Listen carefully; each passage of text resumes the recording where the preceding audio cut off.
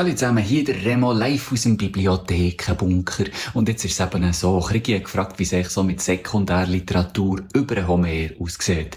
Und darum hier mal Fakt Nummer 19. Es gibt natürlich neben der Ilias-Studie vom Schadewald oder Eisenbergers Studien zur Odyssee natürlich auch sonst noch 1-2 Seiten Forschungsliteratur. Darum kommen wir mal mit. Hallo, herzlich willkommen hier in der Homer-Abteilung von der Institutsbibliothek für klassische Philologie an der Uni Bern. Hier sind wir bei der Ilias-Abteilung.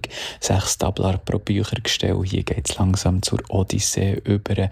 Wir haben Essaybände, wir haben Textausgaben, wir haben Stellenkommentare, wir haben spezielle Homer-Wörterbücher, 329 Bände und die gehen bis hier. Mit anderen Worten, egal wie viel du über Homer schon hast gelesen, es wird immer noch Berge von Bücherregalen voll mit Forschung dazugeben, die du noch nicht kennst.